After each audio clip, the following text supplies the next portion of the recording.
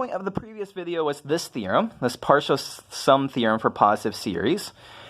And so we're going to immediately use this theorem to prove a new theorem that will be a much better way to tell whether or not series converge. And this new theorem describes the so-called integral test. So let's take a look here. Suppose that our sequence, a sub n, is given by some function of n, where f is a positive, decreasing, and continuous function for all x greater than or equal to 1. And so what this says is that if the integral from 1 to infinity of f of x converges, then the corresponding series from n from 1 to infinity of a sub n also converges. Not only that, but if the integral diverges from 1 to infinity of f of x, then this series also diverges. So what this tells us is that if we have this case, if the terms of a sub n correspond to some positive, decreasing, continuous function, then the behavior of the integral tells us exactly about the behavior of the series. And so this will allow us to determine convergence of a series by examining convergence of the corresponding integral. So let's talk a little bit about why this is true.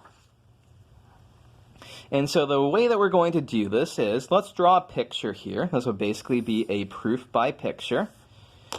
So we need a function that is positive, decreasing, and continuous.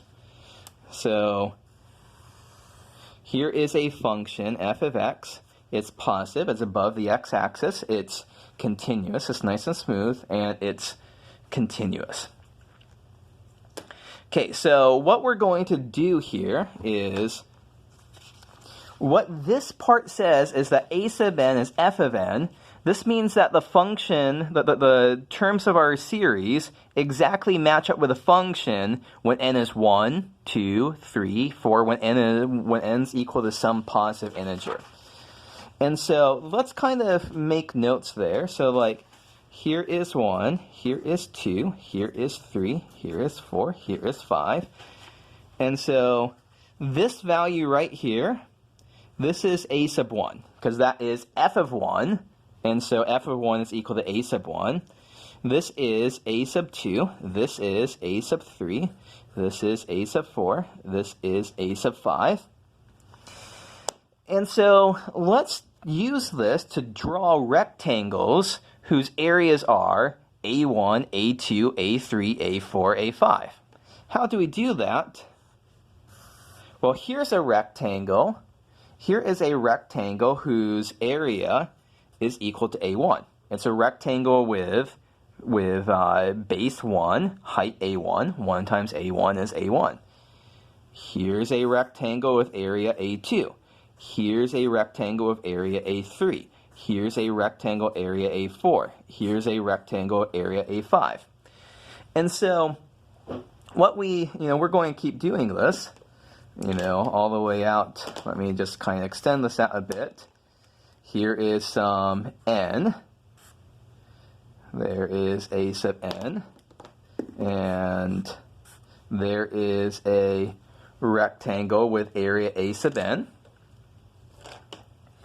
And so the point here is that all of these, if we just sum up all of these rectangles from 1 to n, the sum, so let's say here, let's do the case where we're going to temporarily ignore this first term. So ignoring the first term won't change convergence of our series. We can always chop off some terms to look at things. So let's only look from a2, a3, a4 all the way out to an. So that's going to be a2 plus a3 plus a4 plus a sub n. And so see, all of these, ignoring this a1 here, all of these are going to, the sum of all of these areas is less than the area under the curve of f of x between 1 and n. Because we're wasting that area, we're wasting that area, we're wasting that area, we're wasting that area. So see what's going on here? this is less than or equal to the area under the curve between 1 and n. And I think the area under curve, that's what we call a definite integral. And then by thinking about, because again, everything here is positive, the integral from 1 to n of f of x dx is less than or equal to the integral from 1 to infinity of f of x dx. And so what this says here is, let's take a look at what our theorem is telling us. If the integral from 1 to infinity f of x dx converges, then this series converges. So let's assume, let's say we're in the first case. Let's assume that this is convergent. Well, if this is convergent, this is less than or equal to this is less than or equal to this. These are partial sums of the sum of the series n from 2 to infinity of a sub n. And, again, we're leaving off the first term. That's okay. Leaving off the first term won't change anything. So what's going on here? We've shown that these partial sums have an upper bound. So let's go back to Theorem 1 once again, how to keep it handy here. The partial sums s of n are bounded above. That tells us that this sum converges. So what's going on here? These partial sums are bounded above because we're assuming that this is convergent. And so therefore, because we're assuming this converges, the series also converges as well. So that takes care of one case of our integral test theorem. Now, for the second case, what do we have to do?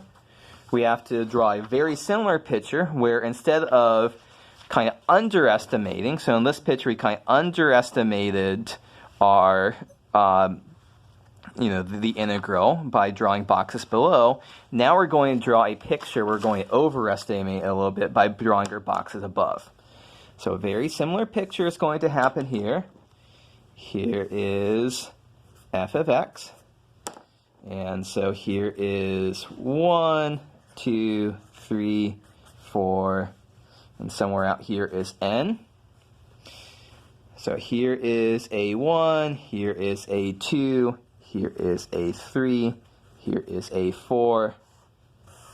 And so here is a rectangle area A1, here's a rectangle area A2, here's a rectangle area A3, here's a rectangle area A4, AN here, here's a rectangle area AN. And so in this case then, we can see that the integral from 1 to n of f of x dx is less than or equal to the sum of all of these, rectangles, and we kind of have to go out in the previous one, a sub n minus 1. We'll just stop there. a1 plus a2 plus dot dot dot plus a sub n minus 1. And so if we assume that the integral from 1 to infinity of f of x dx diverges, then this grows without bound, and so the partial sums must also, so this grows without bound, so this must also grow without bound. So what happens now? If this grows without bound, once again, we go back to Theorem 1. The partial sums are unbounded above, so therefore the corresponding series diverges. So back to our integral test. If this integral diverges, then this series diverges. So what's the summary here? We'll apply this in the future to some problems, but if we can come up with a corresponding integral and figure out if the corresponding integral converges or diverges, that will tell us whether or not the corresponding series converges or diverges. We'll do some examples of this in the next video.